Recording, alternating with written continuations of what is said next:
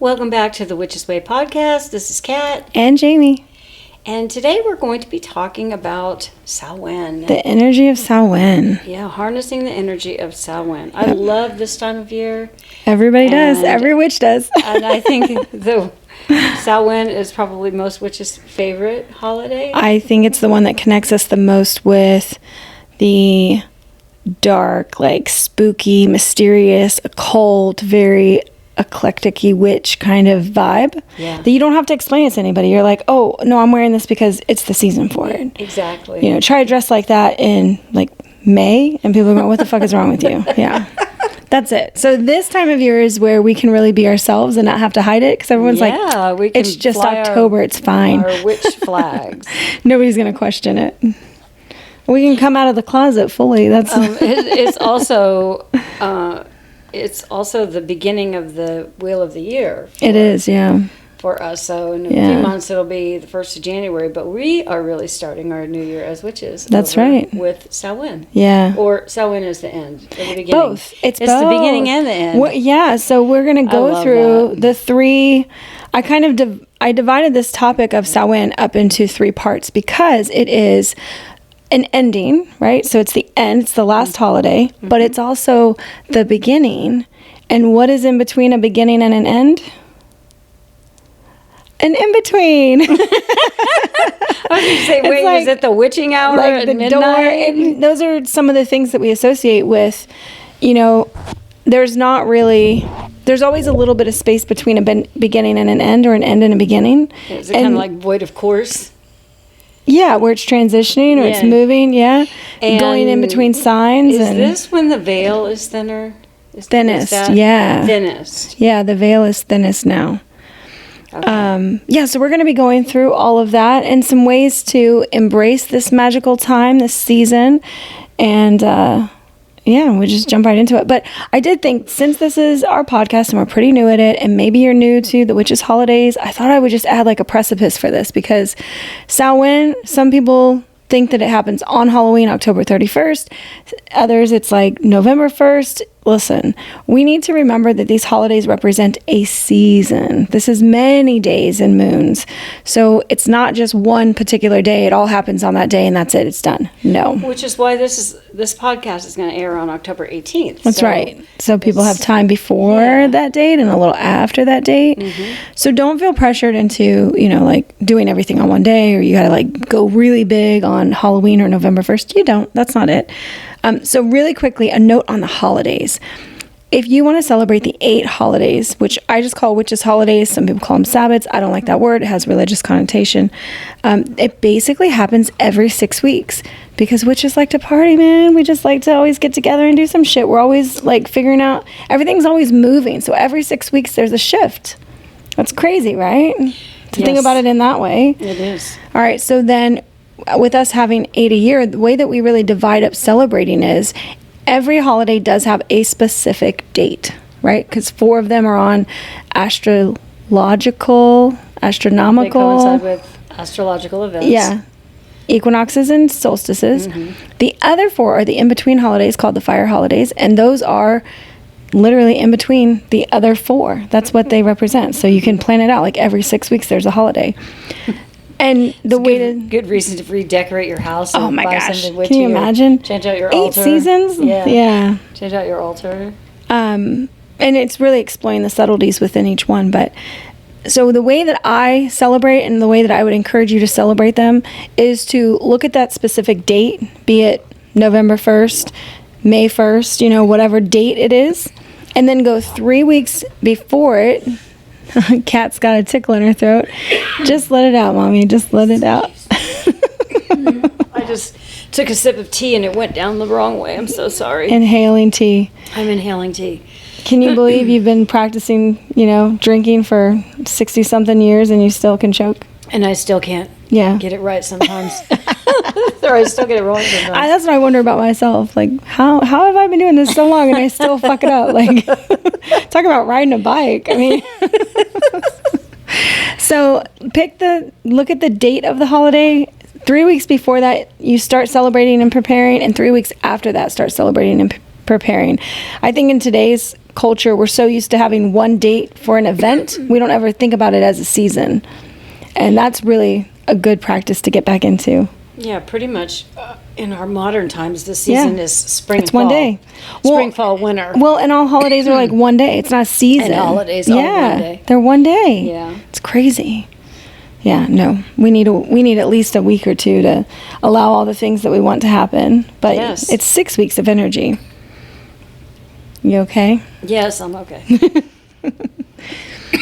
So we talk about that Samhain is Samhain is the end of the cycle of the 8 holidays, and it's a door to the next year. So it's both an ending and a beginning, and we're breaking the holiday up into the 3 parts, which is the ending, the in-between, and then the beginning. And you can celebrate all 3 of these things. You can honor one of them. You can do whatever the fuck you want. That's what it means to practice in an occult and witchcraft setting, is you get to make your own rules. I told you, just let it out. You're okay. No, I don't want to cough into the microphone.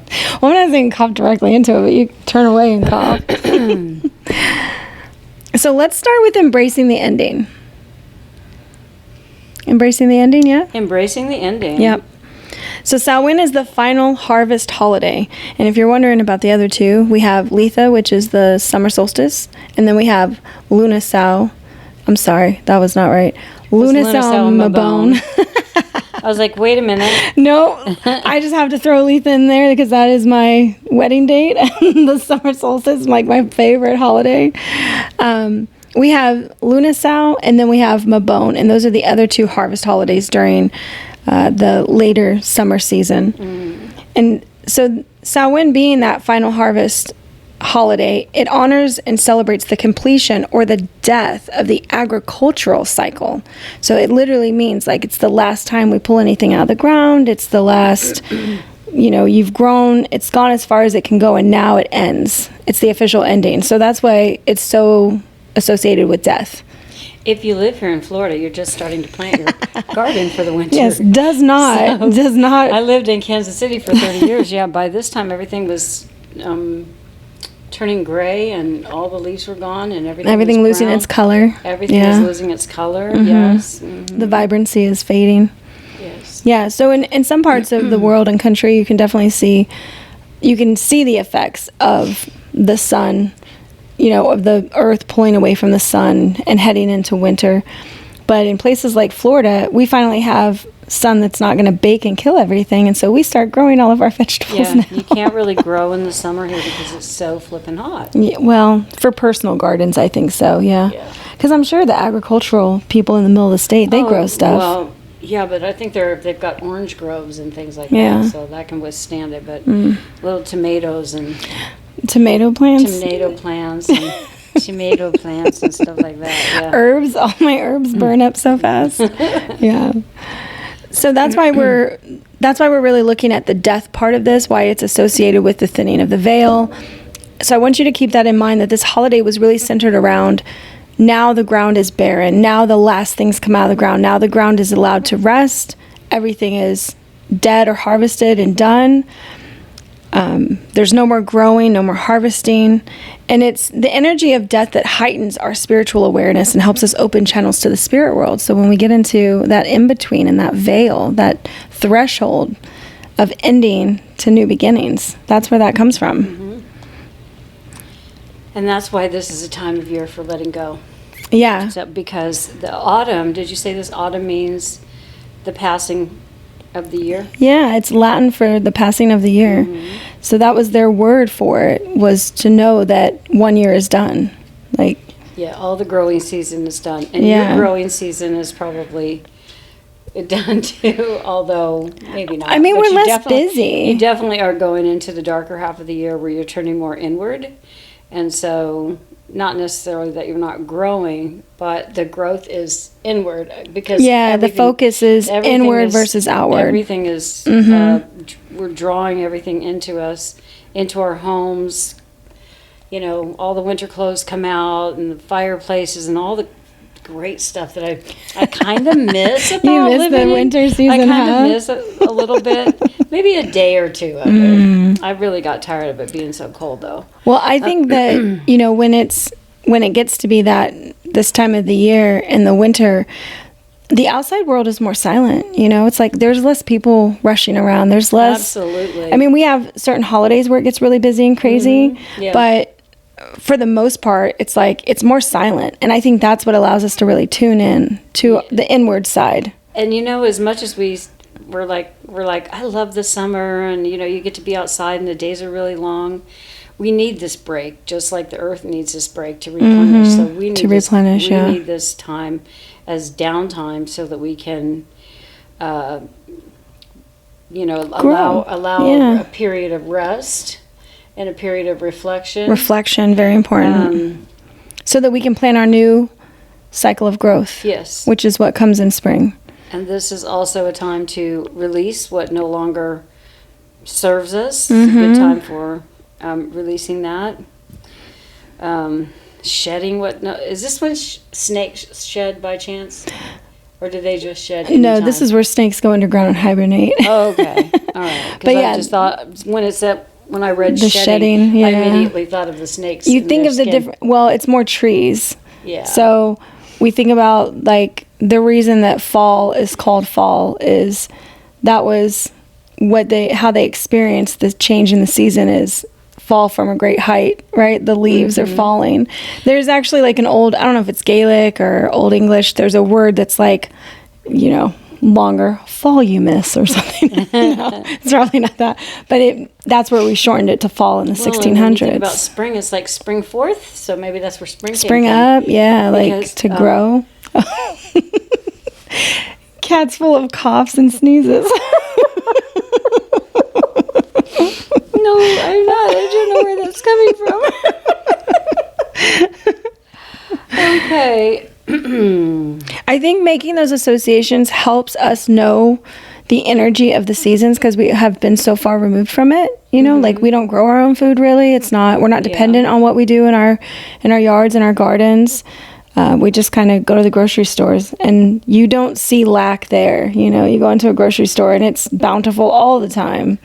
It could be more expensive, but it's bountiful. I remember in the winter that the variety of fruit that was available, it was like apples and bananas were what we had in Kansas City mostly in the in the wintertime, which was a drag because because you miss it. In the summer, you had all kinds of berries. Oh, the berries, watermelon. I love watermelon. Strawberries and things, and they just didn't seem to be around for very long. So I really, really noticed it. Yeah. In the grocery store, in terms of what was available. Yeah. And occasionally shipments would come in from like Costa Rica of oranges. Sure. Things like that, but yeah.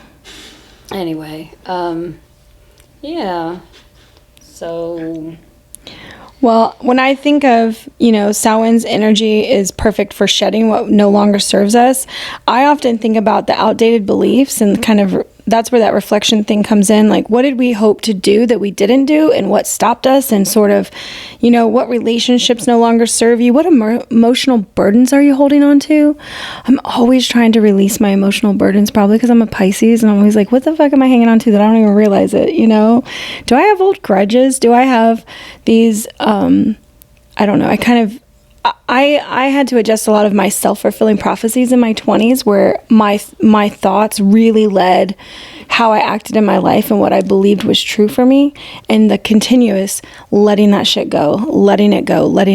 There's actually a really good little book that I got you guys a couple years ago, remember, called Let That Shit Go. Let That Shit Go, yeah, it's right over there on my bookshelf. Such a cute little book. Yeah. If you guys are interested in kind of going through something like that, like, what am I in a place where I need to let shit go? That is an adorable, like, I don't know, $8 to $10 book that's kind of like little journaling prompts to let shit go, and it's fun and colorful, and it's a nice little book. So for ideas of thinking of what you can let go that will support your new year that's coming. I mean, this is why we're trying to let shit go, because we want to go into the new year as the freshest, reimagined transformed selves that we can be, like figuring out what didn't work for us. So I love to use fire. Like we love fire. I'll always love fire.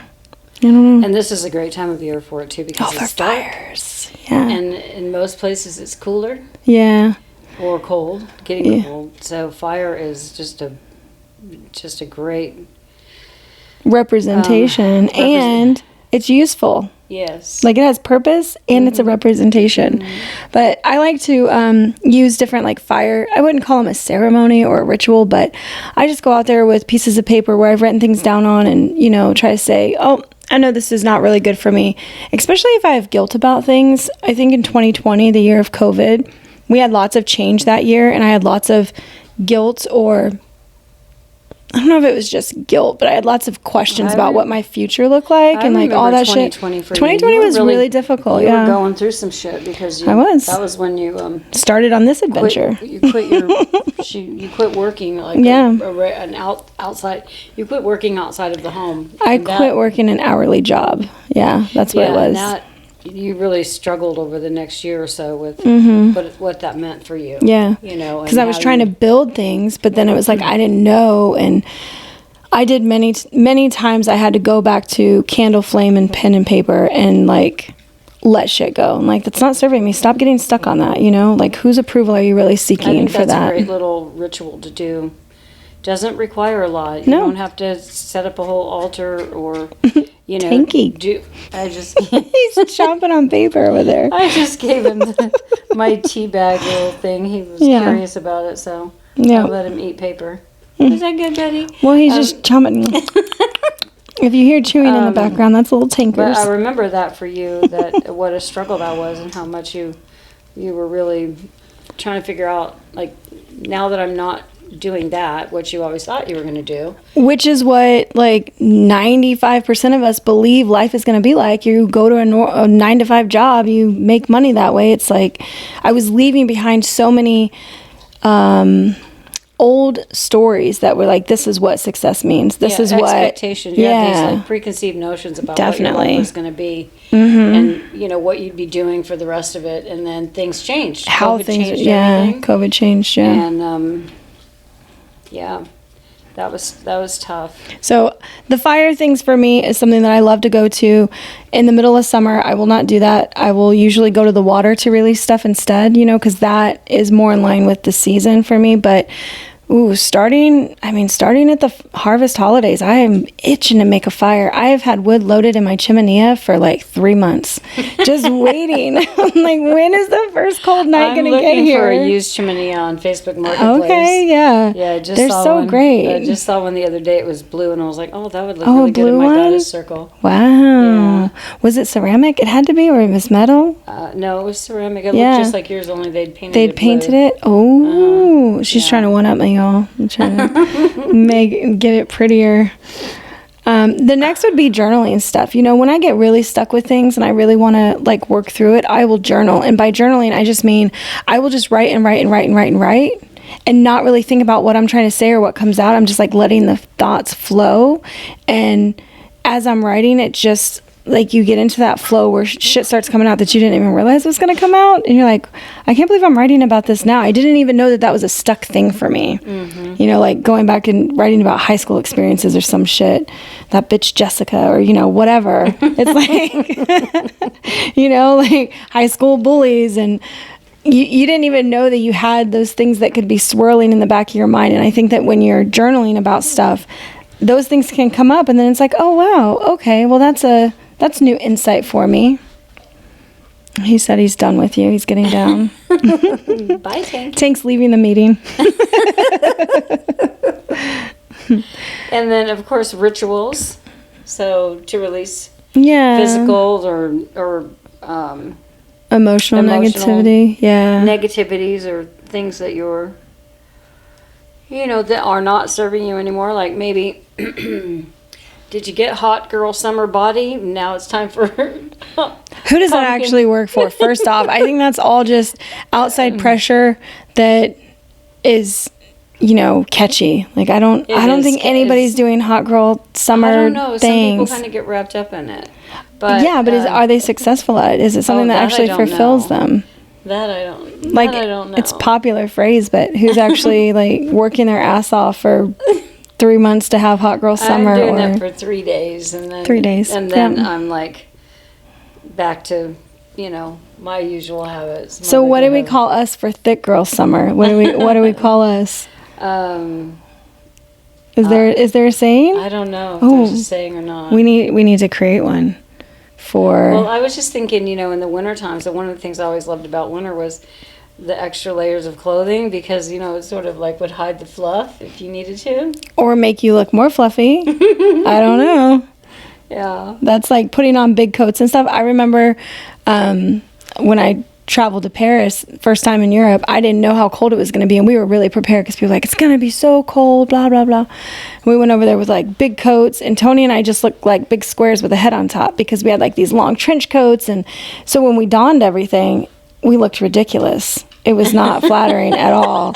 I was like, I thought I was going to look cute. Like, what happened? I just looked like a walking rectangle. Did you look like a Minecraft person? Very square, yeah. Everything was very squared off. Or SpongeBob. Like, you didn't have a shape to those things. I know. Yeah. I got a coat like that, and it's still hanging in my closet. I think I'm going to let it go finally. Yeah. Oh, it's time. I think it's the time. season. I just saw it. I just saw it the other day. I was like, why do I still have that? Yeah. I'm never wearing it again. I think the only coat I ever got rid of that I regret is my pea coat from the Navy. Because they're so cute. Yeah. But in Florida, seriously, where? When? Yeah. I'm not, and I was like, I'm never moving from here. I didn't imagine I'd be traveling cold places, so that's the only one. So, since this holiday marks the time between summer and winter, it's considered a time of transition, transformation, and in-betweenness, which we already said that, but it's not a bad idea to remind you what we said at the in-betweenness of this. And the time, it represents moments of change where the boundaries between the worlds are blurred. So the next thing we're going to talk about is the in-betweenness. I love that.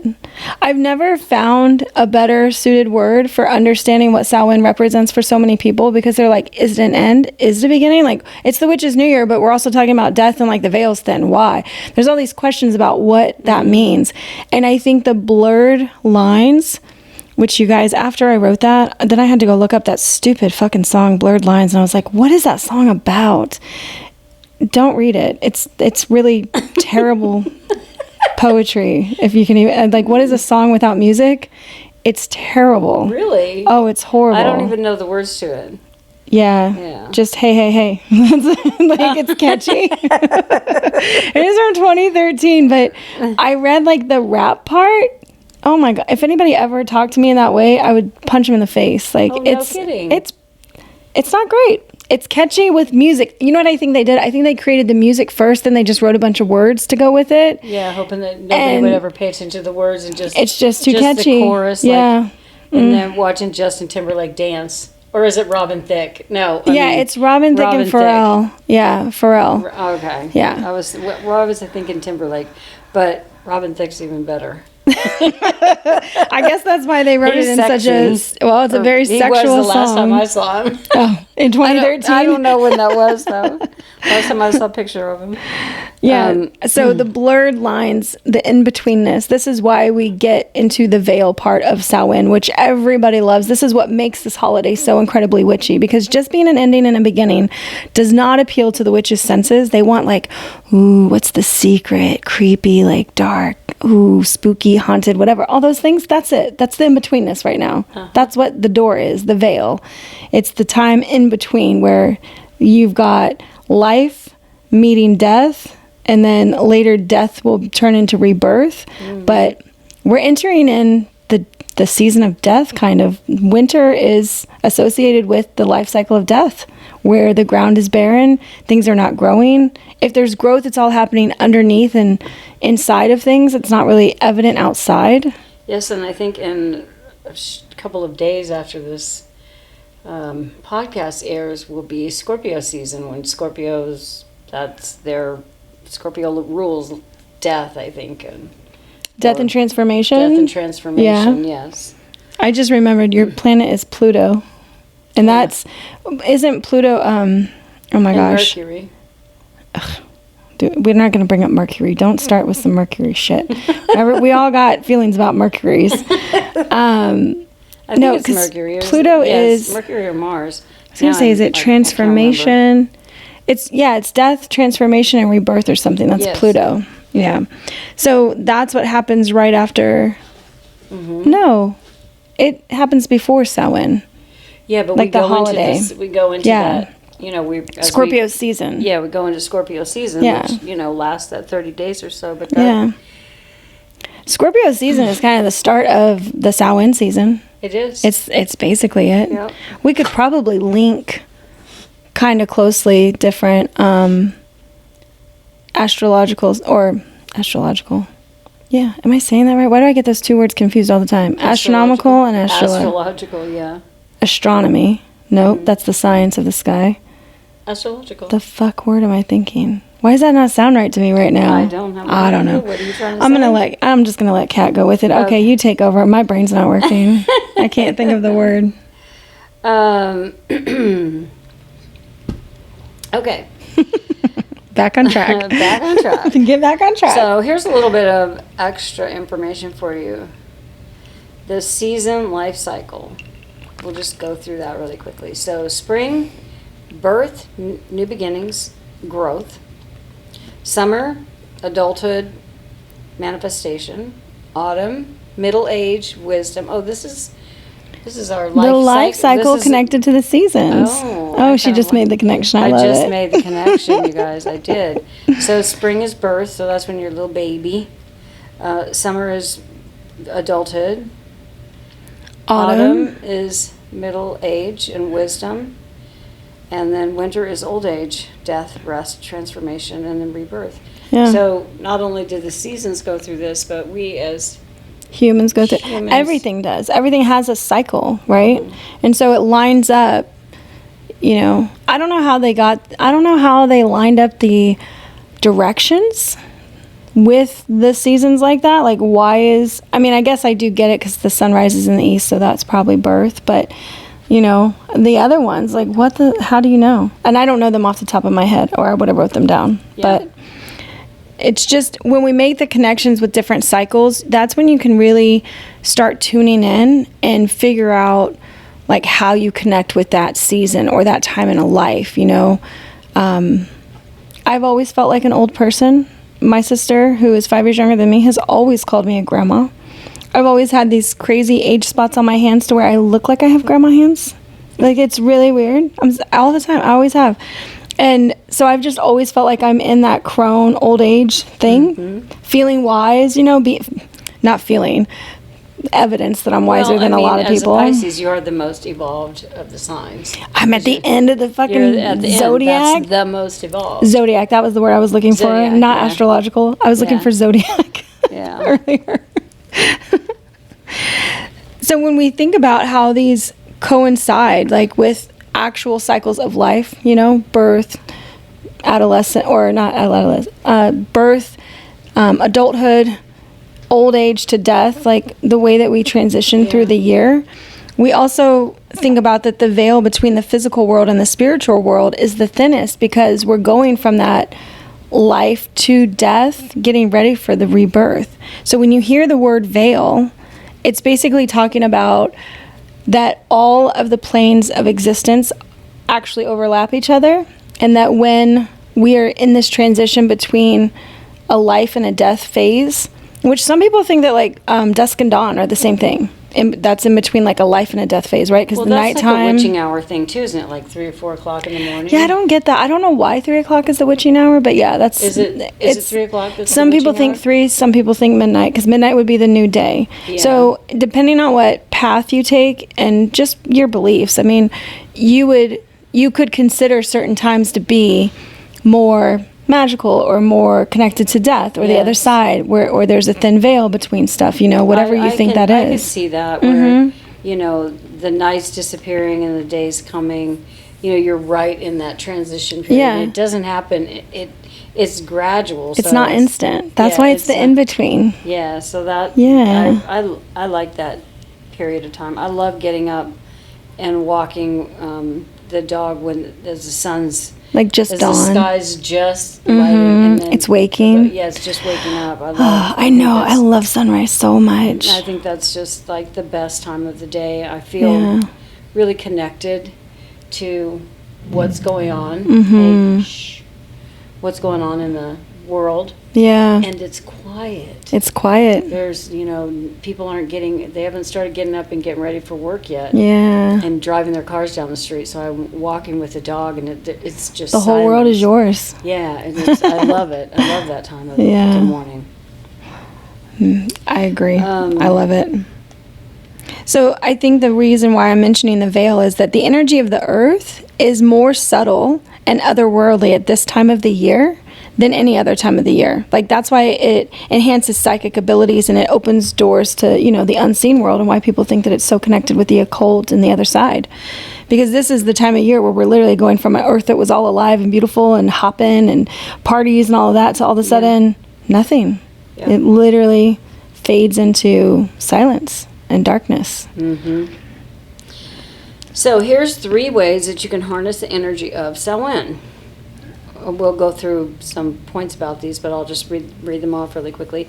Connect with ancestors or loved ones who've crossed, spiritual reflection, and shadow work. So first we'll talk about connecting with our ancestors. There's different ways to do this, different practices. One might be to set a plate for them at a table for a meal, or so I do that. Plate. That's a big one for me. You do that? All the time. I never eat at my table, which is terrible to say because I well, I didn't say I sit down and eat with the plate. I just set it at the table for them. I don't eat. I make it and I'm like, here you go. I was thinking of, is it the dumb dinners or deaf dinners? Yeah. Okay. Yeah. I don't like the name dumb dinner, and that's what they called it forever. And so I called it a deaf dinner, but that just means you're silent, like nobody talks. Okay. So that's the intention. Not deaf. Yes, deaf, like not hearing. Okay. Yeah. A death dinner. I should throw an invitation party like that. Come to my death dinner. You can write a letter to your ancestors or build an altar. I have an ancestral altar that I built a couple months ago that I'm probably ready to take it down now or refresh it because it's the right time refresh of the year. it. I really did it in the summer as an exercise. And Yeah. I liked what I did, so it's probably time to freshen that up now that we're really here at this time of the year. Yeah. Where, maybe especially if you're feeling it. Get some communication from, the other side. The other side, the ancestors, the passed over loved ones. So as far as spiritual reflection,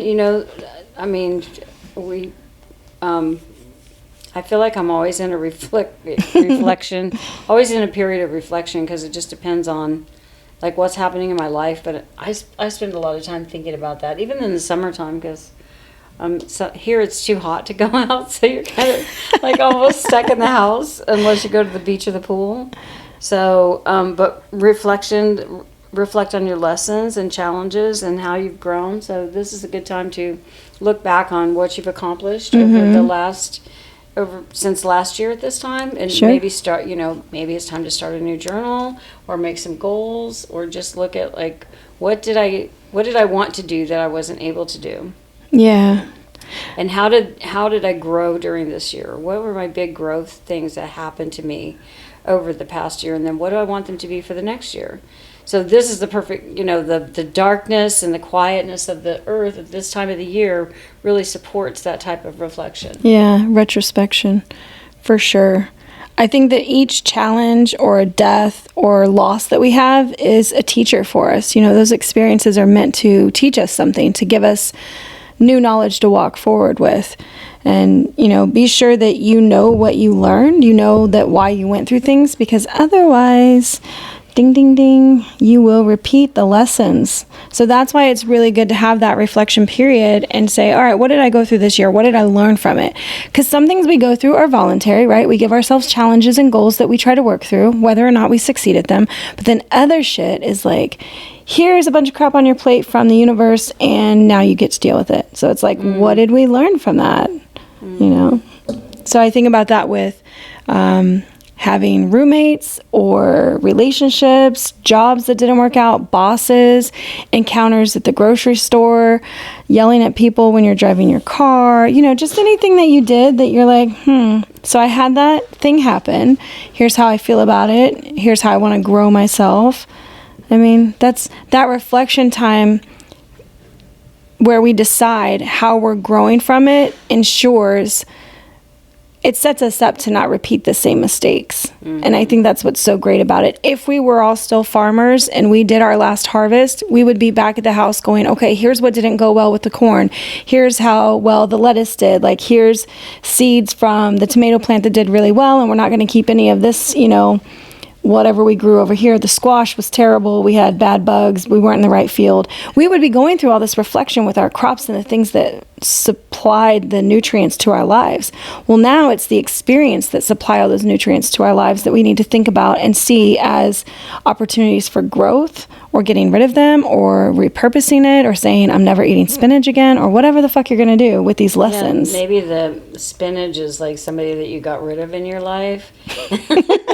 I was thinking as you were talking about how you could relate the things that were happening, like if you had lived 400 years ago and you were living off the land. Shit, 100 years ago. 100 years ago. Yeah. And you had to live off the land, and how all of your time was spent thinking about how to survive. Yeah, what you needed.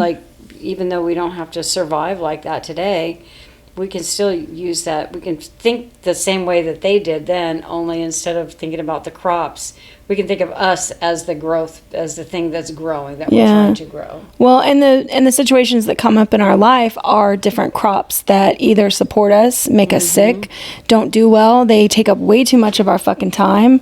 And, I guess thinking about it like that, that is how we connect back to the earth, is to think about our life cycle and what we're doing as systems of growth that give us something back. You're investing your time and energy into preparing a plan for your growth, the same way that a farmer or somebody who had a home garden would plan for their next cycle of growth so that they can, feed themselves and be nourished, not malnourished. It's like the experiences can either nourish us or they can deplete us. And that would be the same way with growing your crops. Mm-hmm. So I think getting into the shadow work part of this, shadow work is a vast, wide, deep ocean of things. But for the most part, shadow work is about confronting the things that we don't know about ourselves every day, or that we don't address, or that we hide from. It's the skeletons in your closet. It's the things you don't want to deal with because it's really hard. And this quiet time of the year can sometimes allow us the space to start unpacking them and dealing with them. So for me, and I think my family in general, me, you, and Jolene, we're always looking at the generational stuff, because we believe that my mom, her being one generation, my sister and I being another part, we're breaking some really big generational things that we know went on for multiple generations before my mom. So doing generational shadow work is one of the things that I'm always reflecting on, is not being like past things. When I see those habits coming through, when I hear those words from me, it's like, nope, change that, find something to replace it with, do something different. So, you can kind of think about what generational patterns are you facing, or are you trying to break, and setting yourself up with a plan. Because we're going to talk about beginnings, which is where we'll be in the planning phase of Samhain. But remembering that connecting with your ancestors and spirits can help heal generational trauma. It restores like our emotional well-being, and it gives us more confidence and, personal power, internal strength to keep going forward on our path. I think being able to acknowledge it makes it not be a burden to us. You're not trying to hide from it. You're like, nope, I know that's true, but that's not going to be me. You get to choose your own truth. I know he is trying to climb on your back. I saw him. He's put his paws all the way over on your shoulder. Tanky is so sad because he can't go outside because it's raining. We are sitting on my couch recording this, which is in front of the window that looks out onto my street. And my dog is like, he's like behind me almost, like pushing his way to get behind me so that he can see more out the window. I think you put the big curtain just too in front. I think he's like, why can't I see out the window? Because we moved it. Yeah. But maybe that helps him. Now he can see and stop trying to crawl behind your back. I don't know. No, I see. His paw, like It's all the way down behind your. It's in my shoulder. Yeah, he keeps stretching it out too. Like I'm just gonna scoot on in here. He's like, This is my spot. He can't get close enough. Yeah. He can't get close enough. That's really kind of sweet, actually. Yeah. By the way, I'm coming up on. Let's see. This will be 4 years. I got him on Halloween. Oh my gosh! 4 years ago. So I didn't realize 4 that. years. Yeah. Wow. That's when I drove to Orlando. Oh, Tanky. So he's just turning 4, not 5? He turned 4 in August. Oh, yeah, okay. We're talking about you. Did you hear your name? It was your birthday in August. Yeah, it was. Okay.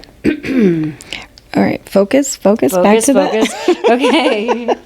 So this is also a great time to work with the dark goddesses and divine feminine energies. Ooh. Oh yes. So much up my alley. I know. This is you. This is totally me. This is you on paper right here.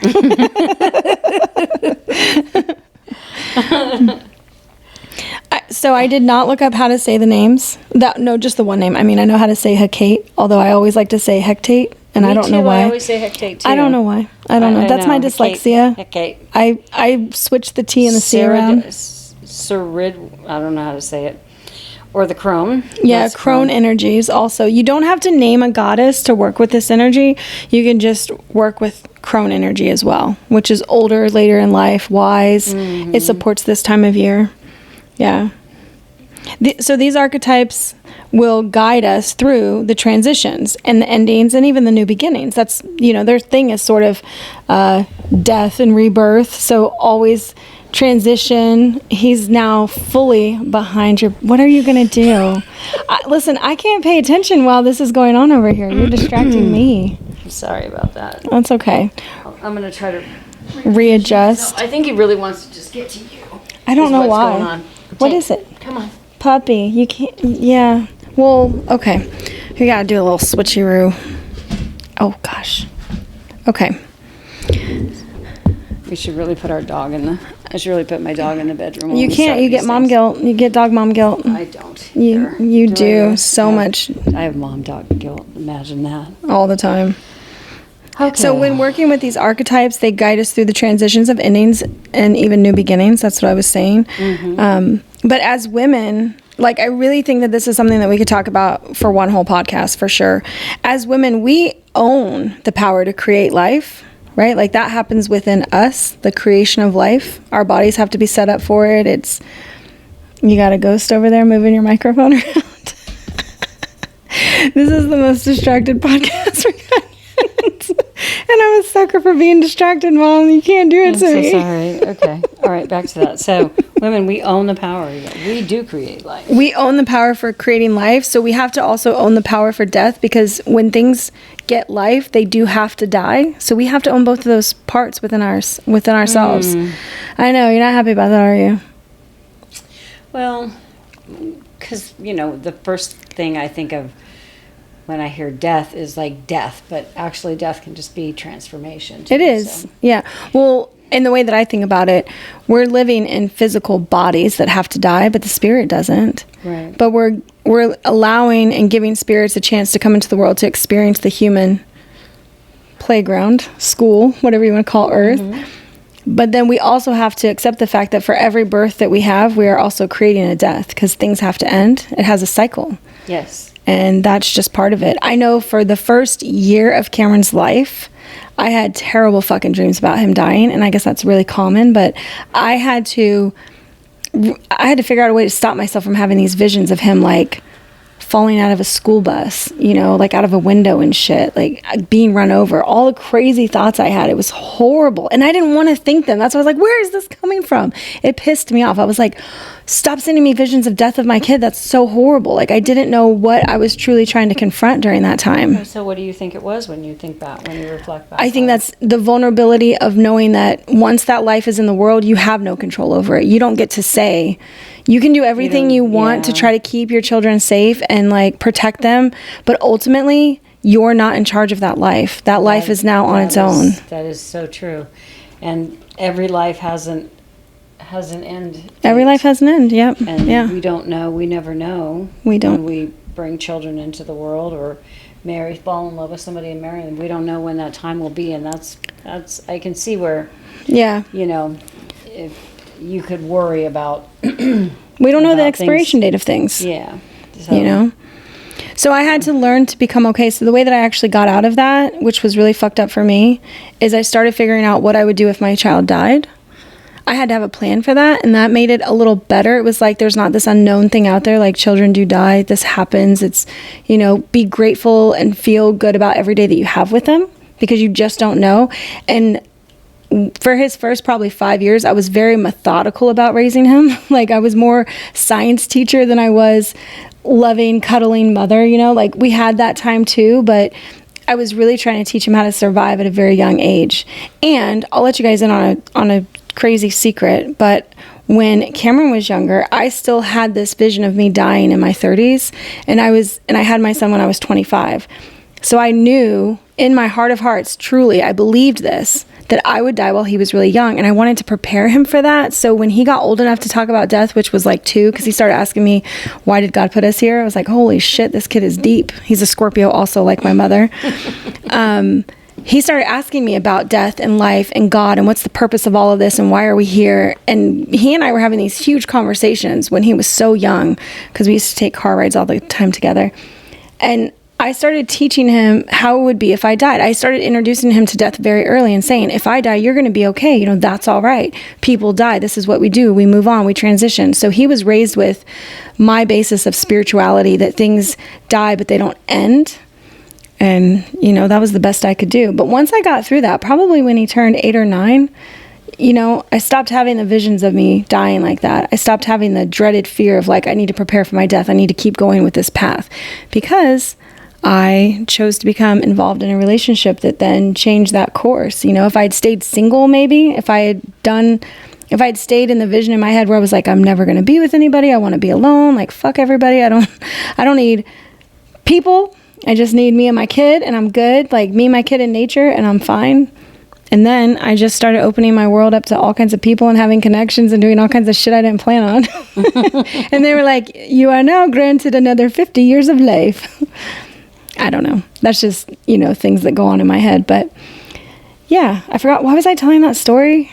We were, we were talking about birth. With birth, you have to own the death. Yeah. Yeah. There is an ending. So if you thank you for bringing me back around. If you get a pet, if you have a child, if you have a husband, all the things, everything. If you have a plant, okay. Sorry, how many plants have we fucking killed? Everything is gonna have its. I don't want to say an expiration date, but it has an end date. It has a cycle. It has a cycle. It has a cycle. And in that cycle, there is death. Yes. Okay, so if you're not sure how to work with the goddesses, there's a few things that you can do. You can invite them to send you signs, messages, dreams, answers, ideas, or visions before you do your normal practices, or journaling, or tarot, or rituals, or whatever. Yeah. So, speak it. Do you ever invite the goddess to come work with you? Like any parts? No? I have not done that. No. Okay. So the way that I wrote this isn't from anybody else's perspective. It's what I've done in my own path, which is I use the same tarot routines, like rituals, whatever I'm doing.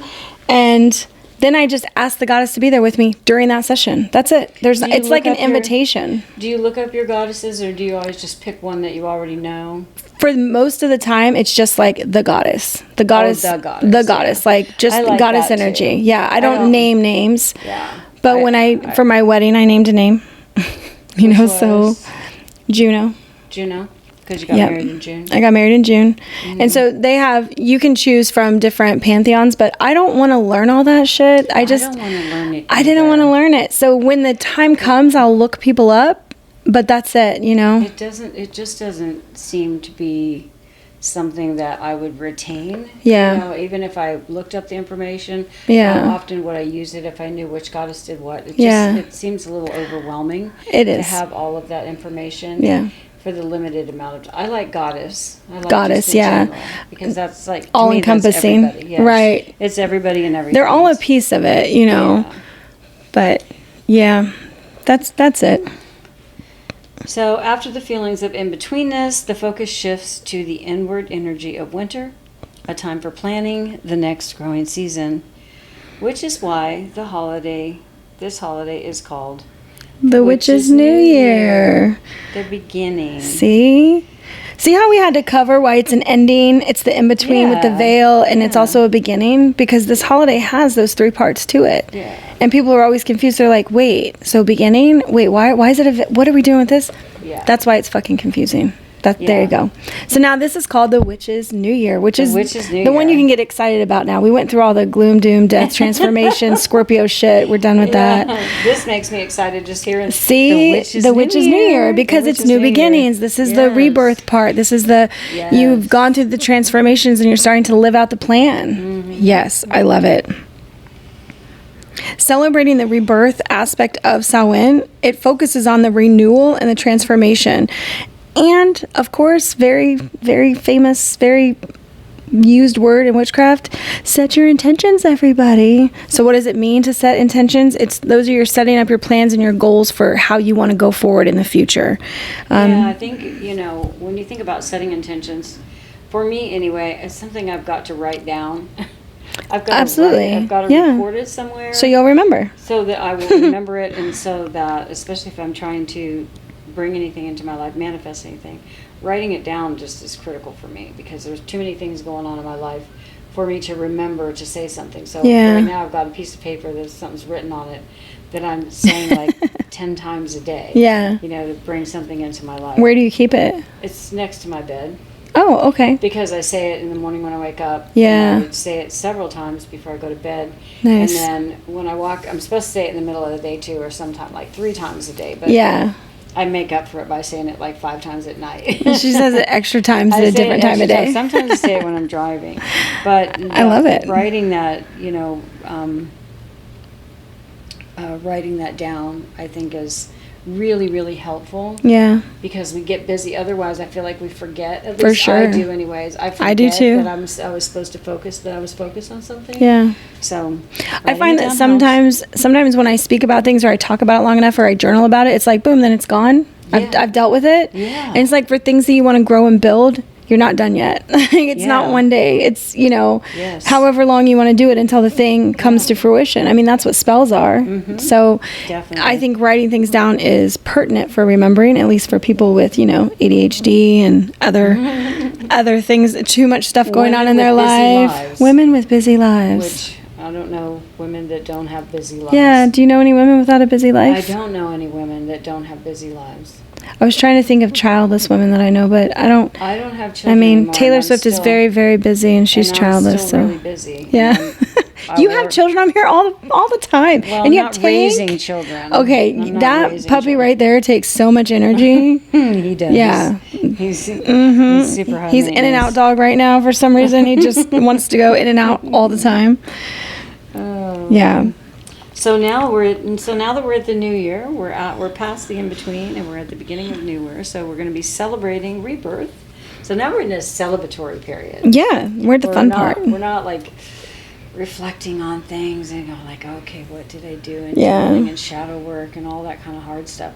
Now we cross to the other side. Or got through the veil is something different, but we're just in this other period of this phase. You're through the door. That's how I think of it. It's like if Samhain was a door, right? So like you're in one room and that's Samhain, and then the door frame is also like part of that. Mm-hmm. When you walk through it, you're still in part of Samhain, but now you're in the like, ooh, explore a new space. Let's do something new. You say goodbye to one room, walk through that threshold, that veil, that door, and now you're in the new room. And so now it's time to start thinking about what you want to bring into your life. Yeah. Spiritually and practically.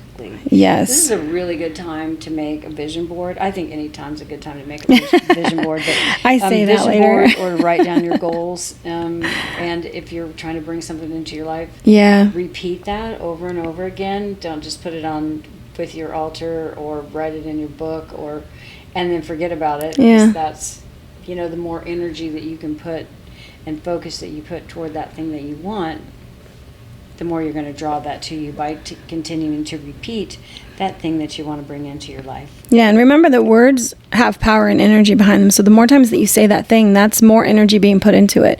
Visions have energy. So the more times that you visualize it, that's putting more energy into the thing that you want, the future that you want, the goals that you want to achieve. Yeah. This is a really good time of year to buy the Witch's Calendar. Already got mine. 2025. It always goes on sale this time of year. Yeah, it always goes down to $10. Is it the name Llewellyn's of it? Magical Calendar? Yeah, no, Witch's Calendar? The Witch's Calendar. It's Witch's Date Book. Witch's Date Book. That's the actual title, the Witch's Date Book. This is a great time of year to buy that, even though 2025 won't start for another couple months. But still, you can get a jump start on 2025. Look at important dates and mark them and make plans. Start making little plans. You might look at all the new moons and full moons and the planet transitions. The planet transitions. I literally get all that shit and put it in my calendar in my phone.